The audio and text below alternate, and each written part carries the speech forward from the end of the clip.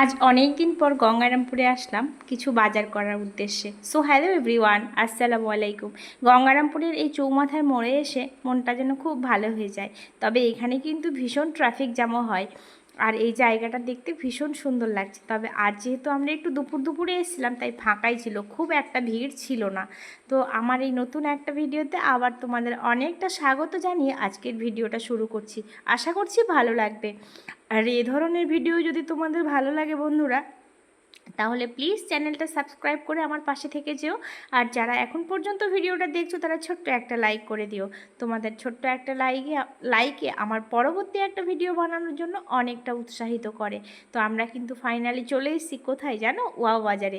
আমরা তো বেশ কয়েক বছর আগে ওয়াও বাজার থেকেই বাজার করতাম, তারপরে মাঝে কিন্তু 2-1 বছর আমরা আমাদের লোকাল বুনিয়াদপুর থেকেই বাজার করতাম। তো মাঝে মাঝে আসতাম, কেনাকাটা করতাম টুকটাক। তবে এবার আজকে এসেছি একটু বেশ ভারী কেনাকাটা করব। আর উপরে মনে হয় বিল্ডিংয়ের কাজ চলছে, তাই জন্য দেখো বাঁশ বাঁধা আছে। তারপরে আমাদের বাজার টাজার তো হলোই। আর এই যে কোনো শপিং মলে গেলে ঠিক এই ক্রকারি ইউনিটটাতে আমার পাটা যেন আটকে যায়। বাটিগুলো কি সুন্দর লাগছে তাই না? ভীষণ নেওয়ার ইচ্ছে করছিল দুই ছেলের জন্য। তো ভাবছি এখন আর নেবো না, এর পরের বার নেব। তারপরে বাজার করে তো চলেই এসেছি। এই যে এখানে দেখো মুদিখানা বাজারগুলো অনেকটাই করেছি, কিছুটা করেছি ওখান থেকে, আর কিছুটা করব আমরা যে লোকাল দোকান থেকে খাই সেখান থেকে।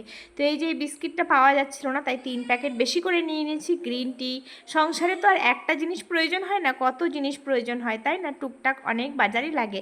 তো এবার আমি একটা নতুন জিনিস নিয়ে এসেছি, সাবুদানা। আমি কিন্তু কখনো সাবুদানা মানে খিচুড়ি বলো বা দুধ দিয়ে অনেকে রান্না করে খাইনি। তো আমারও ভীষণ খেতে ইচ্ছে হলো, তাই জন্য নিয়ে এসেছি। আর এই সব জিনিসগুলো যদি 2 মাস 3 মাস অন্তর একবার কিনে নেওয়া যায়, একটু মোটা টাকা জানি অনেকটা টাকারই বাজেট থাকে, তবে একবার খরচ করে নিলে কিন্তু বেশ 2-3 মাস আরাম মতো অল্প টাকার কিছু বাজার করলেই হয়ে যায়।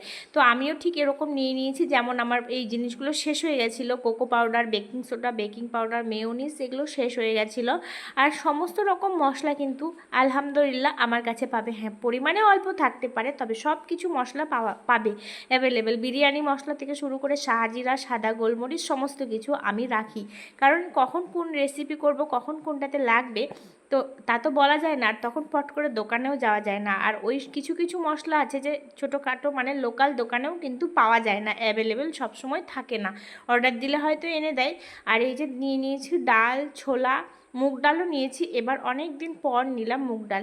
ছোটো ছেলে হওয়ার পরে মুগ ডালটা সেরকম একটা খাওয়াই হয় না, মসুর ডালটাই বেশি খাওয়া হয়। যেহেতু ছোট আছে আর ও আমাদের সমস্ত কিছু তরকারি মানে এক তরকারিই খায়, তাই জন্য আর আলাদা করে মুগ ডালটা নেওয়া হয় না। আর বেশি দিন ঘরে ডাল রাখলে তো পোকা লেগে যায়, তাই জন্য আর কেনাও হয় না। তার সাথে নিয়েছি এই যে chilli sauce, red chilli sauce, একটা সার্ফের বোতল মানে ওয়াশিং মেশিনের সার্ফ শেষ হয়ে গেছিলো। তারপরে এই যে চকলেট সিরাপটা নিয়েছি, এটা কোল্ড কফি করতে কিন্তু লাগবে। তো কোল্ড কফি খাওয়ার আমার ভীষণ শখ আছে, আমি কোনো দিন খাইনি। তো ভাবছি এবার একবার বাড়িতে বানিয়ে খাবো, তাই জন্যই নিয়ে এসেছি। আর এগুলো তো দেখো একবার কিনলে কিন্তু অনেক দিন চলে যায়। অনেক দিন মানে 2-3 মাস তো যায়, তাই না? ডেটটা একটু দেখে কিনে নিলেই হলো। রেড চিলি সস আর এত কিছু বাজারের সাথে কিন্তু এই যে পেয়েছি 3 কিলো চিনি ফ্রি, একদম ফ্রি। আর ওয়াও বাজারে বাজার করে কিন্তু আমার মানে খুব ভালো লাগে। আর এই যে একটা নতুন খেজুর নিয়ে এসেছি, নতুন দেখলাম তাই নিলাম। খেজুরটা কিন্তু খেয়েও দেখেছি, ভীষণ টেস্ট।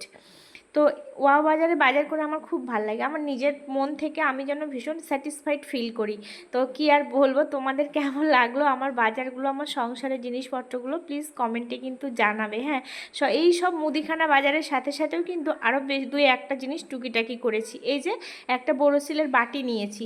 এই বাটিগুলোর তো জানোই অনেকটাই দাম, তবে আমি ওই যে বড়োর পরেরটা মানে মেজো সাইজটা নিয়েছি আর কি।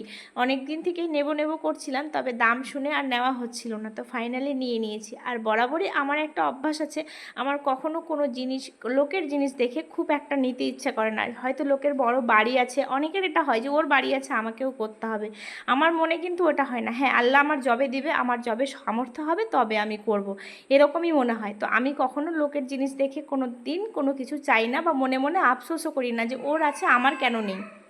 আমি যখন সংসারটা শুরু করেছিলাম 2-1টা থালাবাটি দিয়েই শুরু করেছিলাম। আলহামদুলিল্লাহ আল্লাহ কিন্তু আমার সংসারটা আস্তে আস্তে সমস্ত কিছু দিয়েই পরিপূর্ণ করেছে। আল্লাহ যাতে এইভাবেই সারাটা জীবন রাখে এটাই চাই। আমার সন্তানদের, স্বামী সন্তান সবাইকে নিয়ে যাতে ভালোভাবে সংসার করতে পারি, সবাই যাতে সুস্থ থাকে।